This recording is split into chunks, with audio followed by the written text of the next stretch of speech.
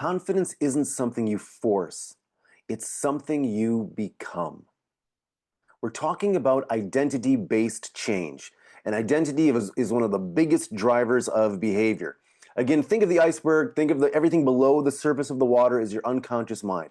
When we're young, there's something, sort of a way we learn things and develop what I call knowns, meaning how you believe the world works. So it's called identifying, associating, and responding. So you identify something happening. Let's say you're observing how your dad treats your mom as an example of how we might treat women, right? As men or as young boys, we're trying to think, well, I'm going to become a man someday. How do you do it? So you identify your father and you associate what he does and then the response, right? So you watch perhaps your dad. Maybe he, to get your mom's attention, he withdraws and then she comes forward. Maybe he comes forward um, to buy her things, give her compliments, whatever it is. Think of the love languages that he does. But you watch this interaction. Is he retreating so that she comes forward because that's her nature? Does he come forward because what's happening that you think is the quote right way to attract a partner?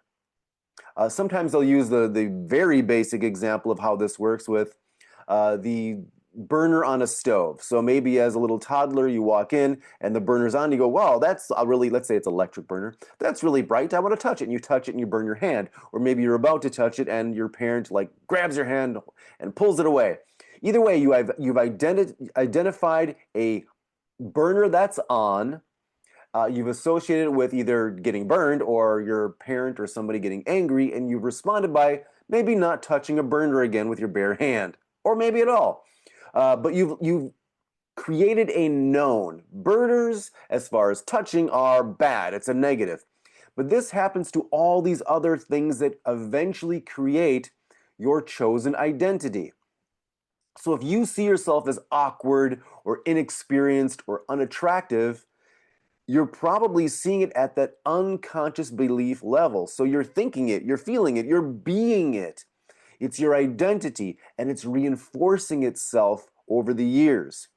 Uh, it reinforces at an unconscious level. So, how you see yourself, this confidence reinforces itself. I remember a story where years ago I did a lot of sailing. So, I would charter a sailboat for the day and I'd invite a bunch of friends out. It'd be like me and like 6 or 7 other friends. And usually they knew nothing about sailing. So I'm the only one that knew anything. So I had to be in charge of everything. I had to get there early and prep the sailboat and welcome them when they get on and kind of just basically tell them what to do, what not to do, and kind of how to help me sail for the day in the bay here in Southern California. And one day I had a good friend of mine, a female friend, and she's very attractive. And she kind of watched me throughout the day and sort of leading this sailboat excursion, sailing, telling people how to be helmsperson, and just basically in charge of this experience for a good 8-10 hours. It was a long day. And then saying goodbye to them and taking care of the boat and all those things. And later she said, when I saw you doing that, it was very attractive.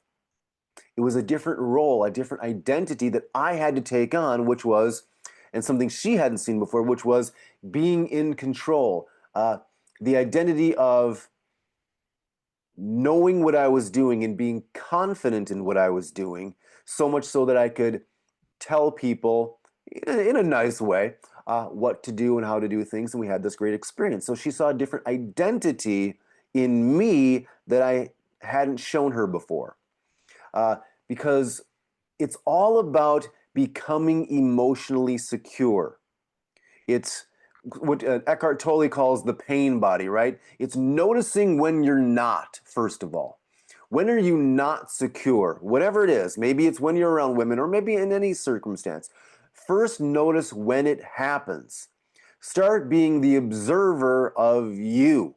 It's like when you're meditating, you're like uh, observing yourself meditating, observing yourself being angry, observing yourself saying things like I feel awkward, or I feel embarrassed, or I feel that I don't know what I'm doing, or I feel I don't have these dating skills that I should have. Notice that self-talk. That's the first thing. And then just step back from that a bit. Because once you start learning these things, it starts becoming who you are. So learn to see yourself as worthy, as capable of intimacy, as capable of love and a deep sense of intimacy.